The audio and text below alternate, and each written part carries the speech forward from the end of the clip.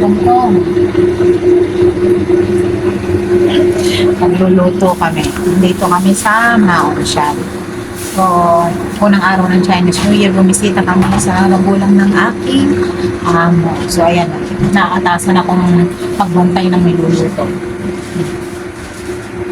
So, ayan, pata na may mushroom. Ayan.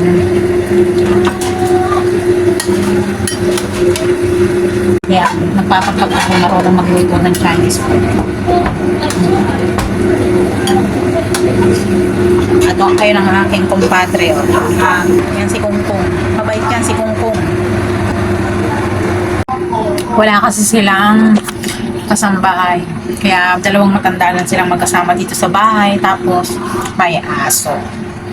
So tumutulong tayo. Luto na nga pala ang aming steamed chicken at ayun na nga hinihiwa na ni Kungkong.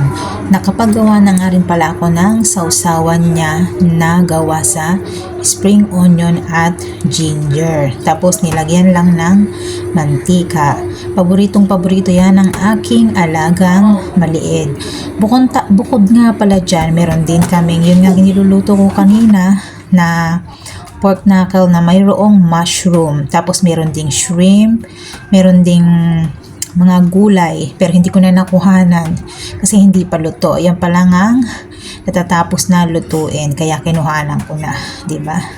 Ang ganda ng kanyang kulay, 'di ba? Pagka talaga sasapit ang Chinese New Year, hindi nawawala ang steamed chicken. So yun, tapos na kaming mag-dinner. At nakapaglinis na rin ako dito sa kusina. Kasi wala naman nga silang kasambahay. Yeah. Dahil wala nga silang kasama dito sa bahay. So tinulungan ko na lang yung matanda. So ayun, nagtanong na nga yung amo ko kung pwede na kami umalis kahit na anong oras. So uuwi na kami. Kauuwi nga pala namin, galing nga dun sa mga magulang nung aking among babae. So ayun, naliligo na yung aking mga alaga. Tapos, meron akong punasin pa na mga pinggan. Ayun, nahugasan ko naman na yan kanina. Pinupunasan ko na lang para ilalagay sa tauban. So ayun, thank you nga pala sa unang araw ng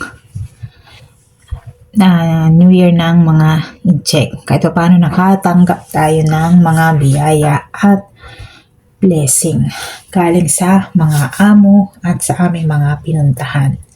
So, meron na tayong pambili ng kahit paano pag nagde-day off, meron na tayong pambili. Tapos, yung pambili ng vitamins natin, meron na rin. So, salamat sa aking mga biyayang natanggap. Okay. Mas marami pa sana ang dumating kasi unang araw pa lang naman, diba? May dalawa't pangatlo pa. Pang-apat kasi, hindi na kasi holiday ko na yun. Okay?